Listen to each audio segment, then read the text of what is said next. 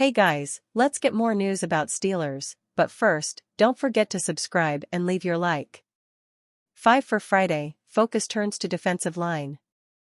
Mobile, Alabama. One of the biggest mysteries to the 2024 season for the Steelers was the team's failure at times, and particularly down the stretch, to be able to stop the run. At times, the Steelers were very good in that respect, finishing 6th in the NFL, allowing 98.7 yards per game on the ground. But in losses to the Ravens at the end of the regular season and then in the playoffs, the Steelers allowed 220 and then 299 yards, showing an inability to slow either running back Derrick Henry or quarterback Lamar Jackson. On the defensive side, it starts with stopping the run, and we didn't do that down the stretch, team president Art Rooney II said at his season-ending press conference earlier this week. We need to figure out how we get stronger. Hopefully with a defensive front.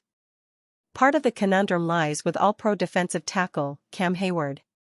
When Heyward was on the field this season, the Steelers allowed 3.7 yards per carry.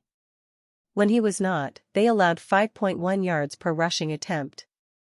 And at 35, expecting Heyward to play 80% of more of the defensive snaps as he used to do as a younger player just isn't realistic.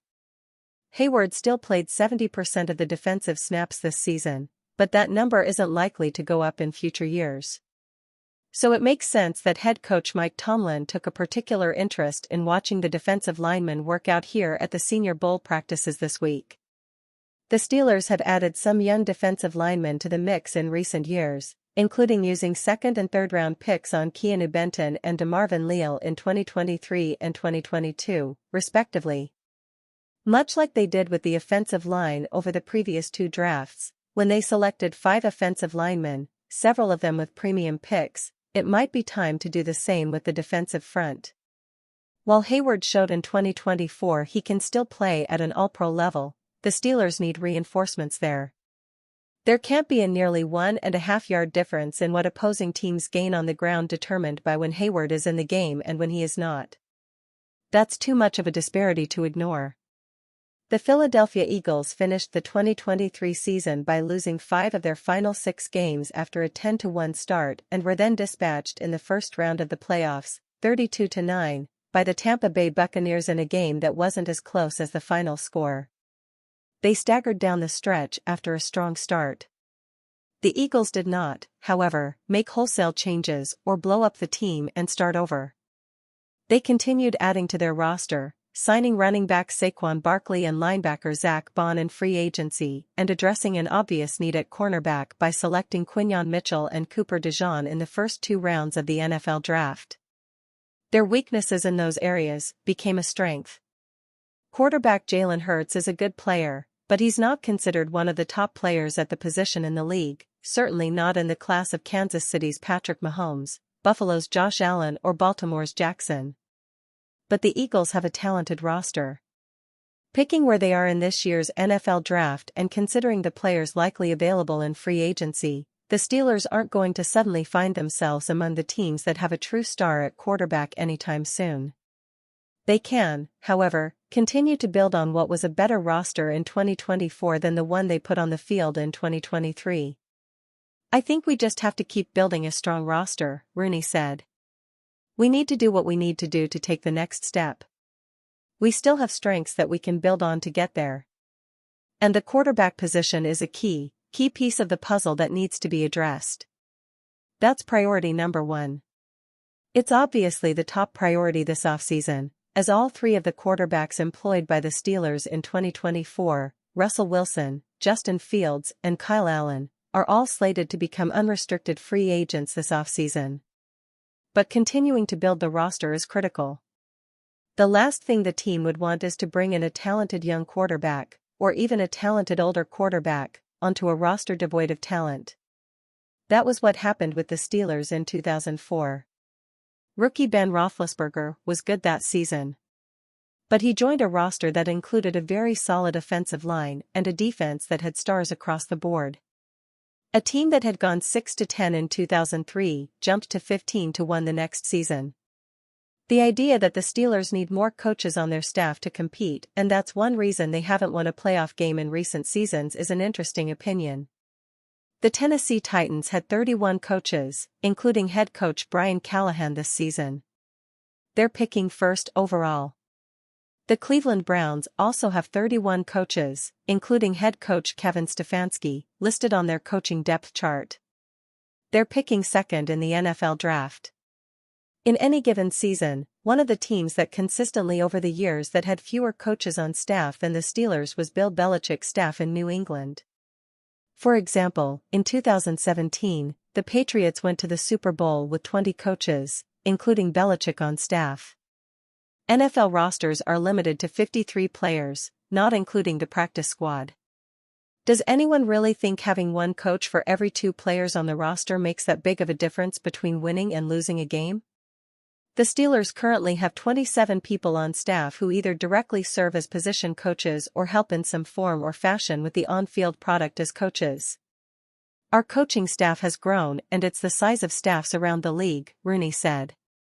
I don't think we're outliers in that regard.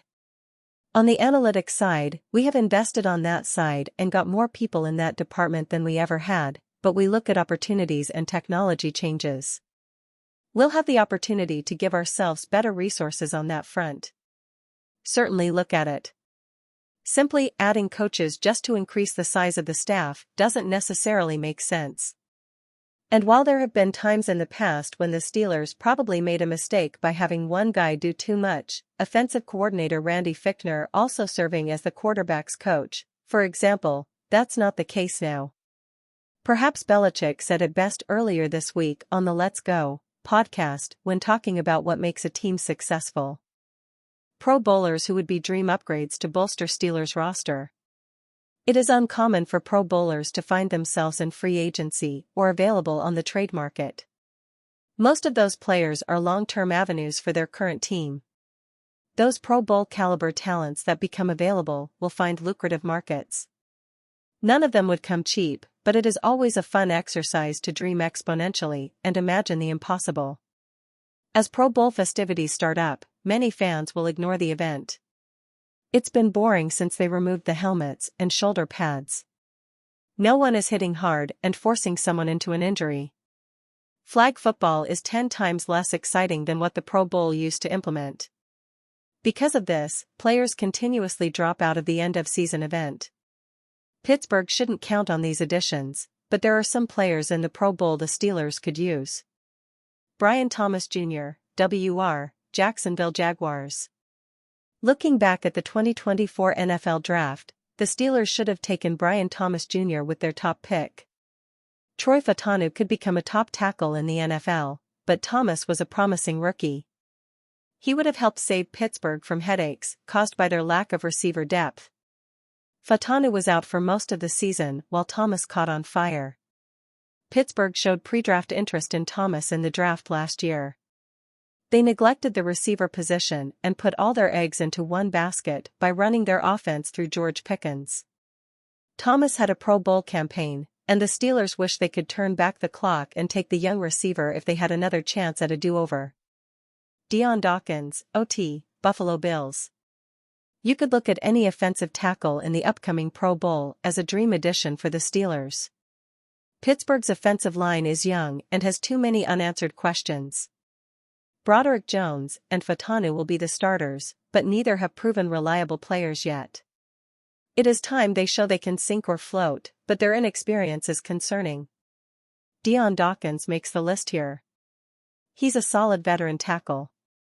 The 8-year veteran has been a key piece of the Buffalo Bills' offensive line.